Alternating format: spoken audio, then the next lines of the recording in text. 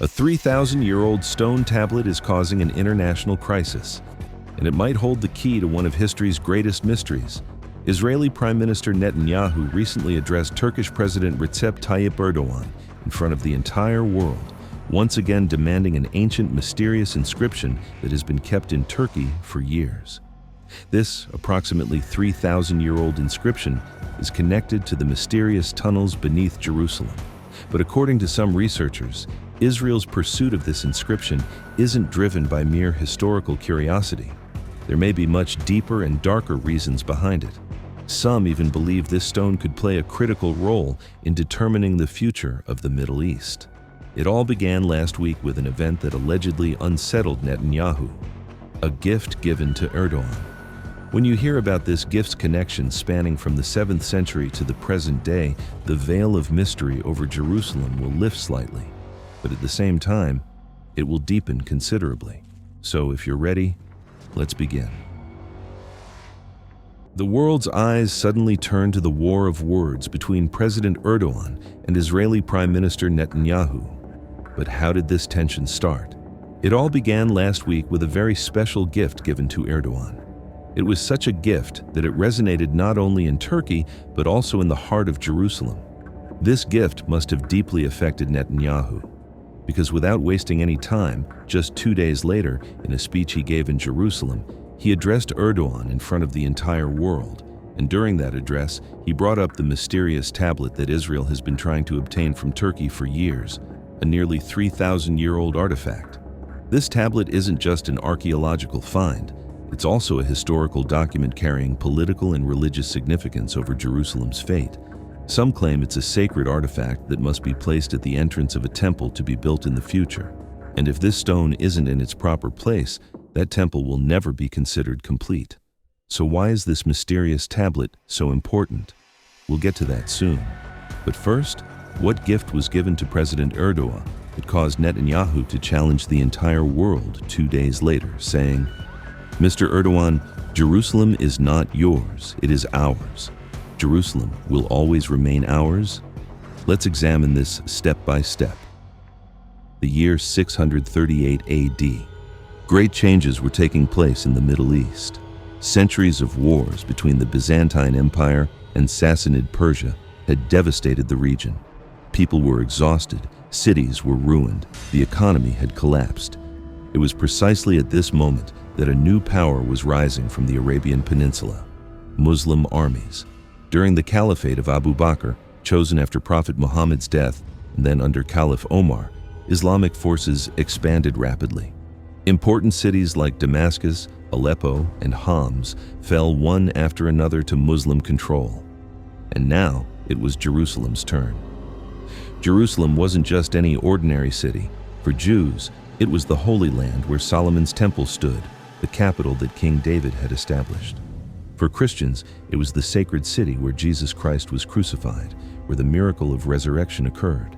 And for Muslims, it was the third holiest city, home to Al-Aqsa Mosque, where Prophet Muhammad ascended to heaven during the night journey. The Byzantine Patriarch of Jerusalem, Sophronius, wanted to negotiate the city's surrender terms with only one person, the leader of the Muslims, Caliph Omar. Omar set out from Medina. According to accounts, he had only one servant with him, and they took turns riding the camel throughout the journey. When they reached the gates of Jerusalem, it's said that it was the servant's turn to ride. Thus, one of history's most powerful leaders entered Jerusalem on foot in a humble manner. The Omar who appeared before the patriarch wore simple clothes and carried himself with humility. This wasn't the decorated conqueror the patriarch had expected. This was a judge, a leader, a peace envoy. It was at that moment that a document was signed that would change the course of history: Jerusalem's Covenant of Destiny. Caliph Omar gave the Christian and Jewish population of Jerusalem a written document containing the following guarantees. This document came to be known in history as Al-Uqda al-Umariyya, or the Pact of Omar. The content of the document was as follows: "In the name of Allah, the most gracious, the most merciful. This is the assurance of safety which the servant of Allah, Omar, the commander of the faithful, has granted to the people of Alia, Jerusalem. He has granted them safety for their lives, properties, churches, and crosses. Whether they are sick or healthy, all members of their religion are under this protection. Their churches will not be turned into dwellings, demolished, or diminished. Neither their crosses nor their properties will be taken.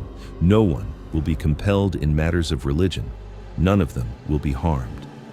From the moment it was signed, this document guaranteed complete freedom and security to the non-Muslims living in Jerusalem. When prayer time came in front of the church, the patriarch invited Omar to pray inside the church.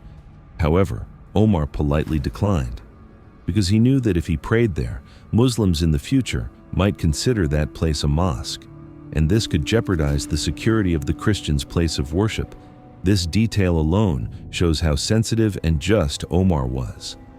Thus, Jerusalem came under Muslim rule and remained under Muslim administration for approximately 1,300 years, except during the Crusader period.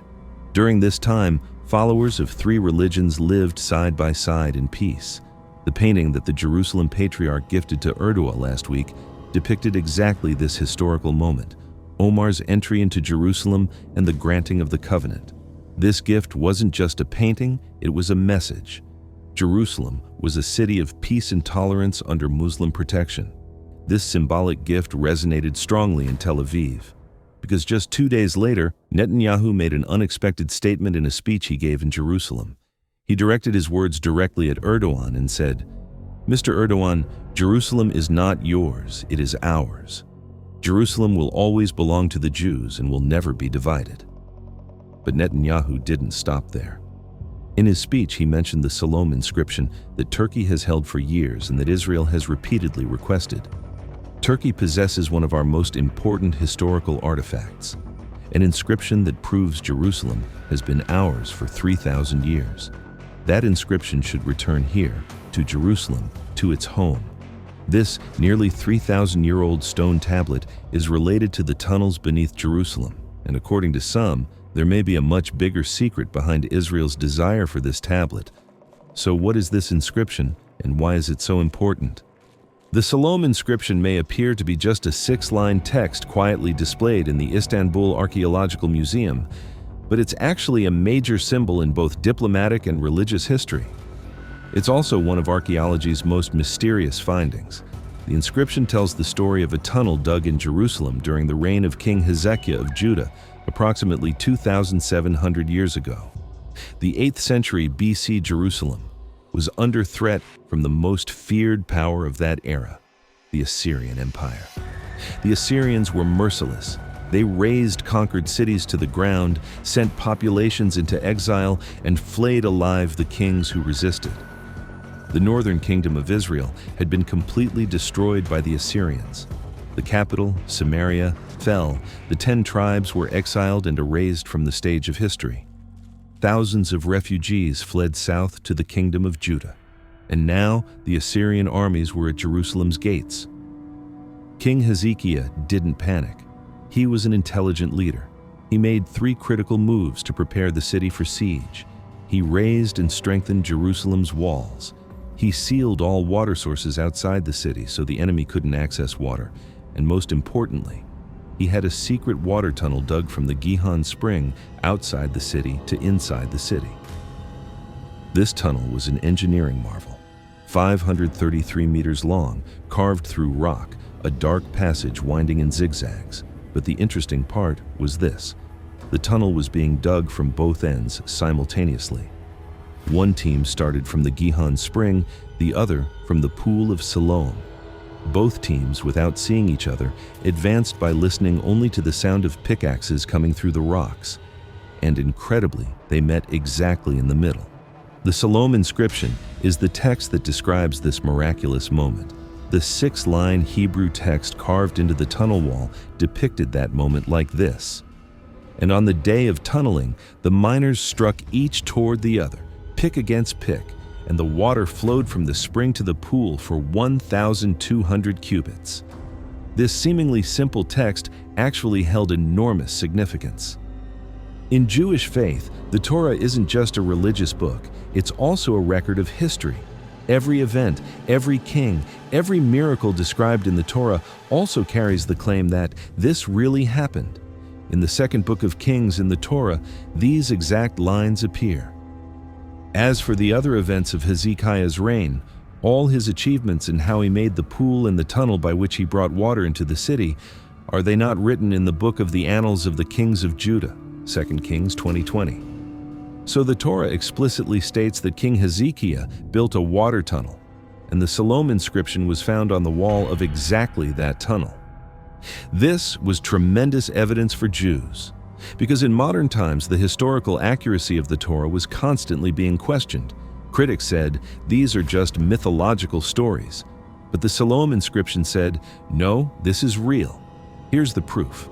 That's why for Israel, the Siloam inscription isn't just an archaeological artifact. It's a sacred document. It's written proof on stone of God's word.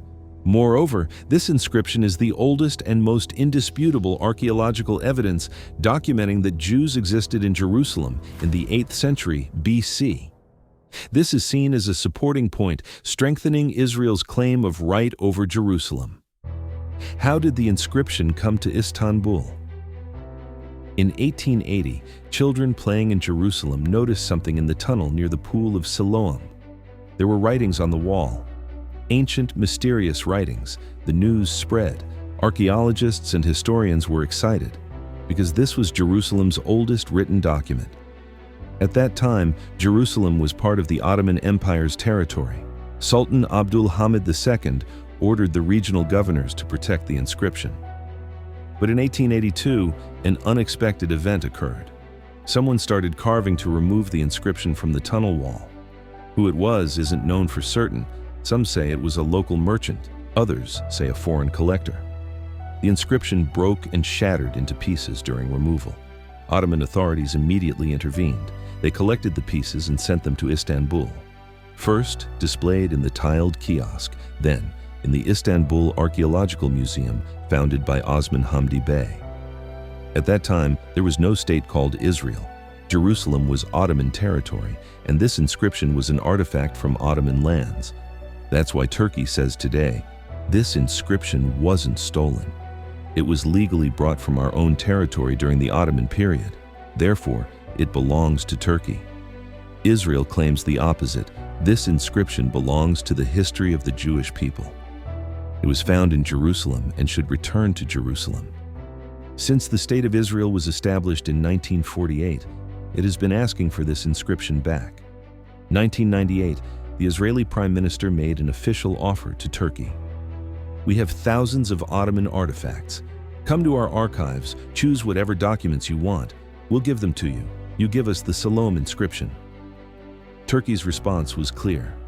This artifact is not up for negotiation. 2007, Jerusalem Mayor Uri Lupoliansky appealed to Turkey's Israeli ambassador. He asked to borrow the inscription, let them display it for a while, then send it back. Turkey refused again.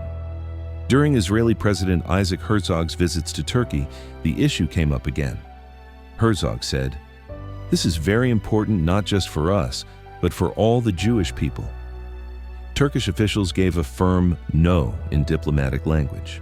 And now, in 2025, Netanyahu brought up this issue once again.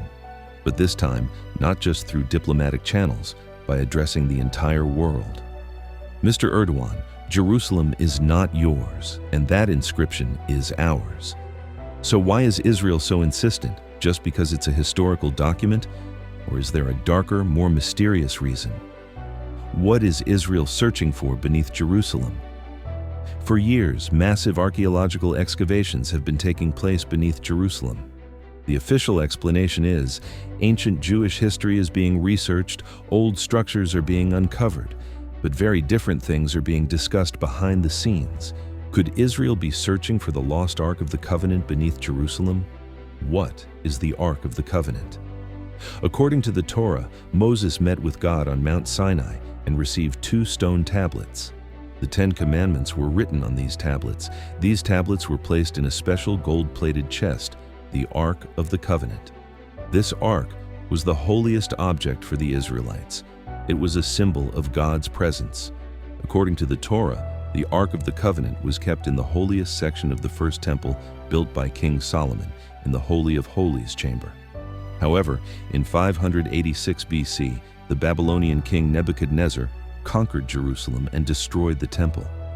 And from that day to this, the Ark of the Covenant has been lost. Was it destroyed? Was it taken to Babylon? Or is it still hidden in the depths of Jerusalem? Some researchers claim this: Israel is actually searching for the Ark of the Covenant with its excavations in Jerusalem. And in this search, the Siloam Inscription could be a very important clue. The Siloam Inscription documents one of the tunnel systems beneath Jerusalem. But is it just a water tunnel?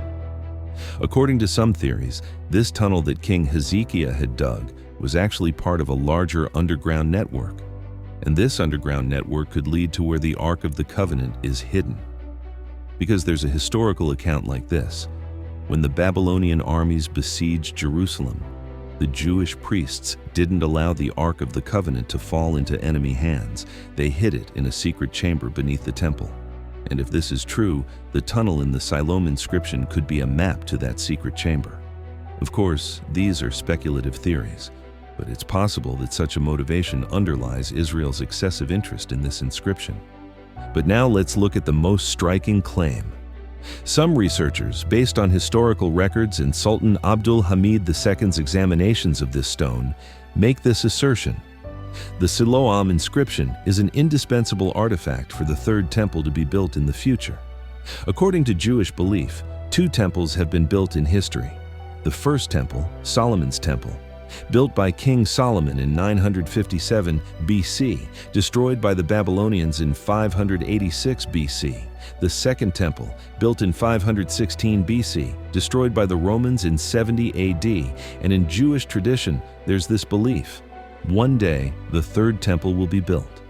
When the Messiah comes, or before the Messiah's arrival, a new temple will rise in Jerusalem. And this is where the Siloam Inscription comes into play. According to some sources, there's this rule in Jewish tradition. When the new temple is built, sacred stones documenting the old temple's history must be placed at the entrance of the new temple.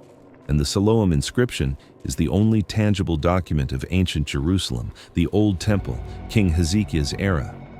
If the third temple is built, this inscription needs to be placed at the temple's entrance gate. If this stone isn't in place, the temple could be considered incomplete, even invalid. Of course, we don't know how true these claims are.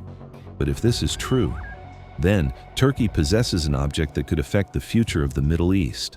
Because the construction of the Third Temple won't just be a religious event, it will be a geopolitical earthquake. Because the place where the temple is to be built is currently where Al-Aqsa Mosque stands.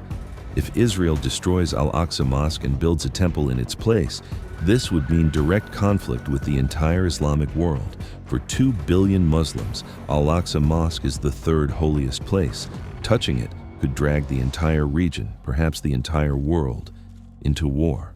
Conclusion: this is not just a stone. Now, looking back, we better understand why Netanyahu is so insistent. For Israel, the Siloam Inscription is proof of the Torah's accuracy.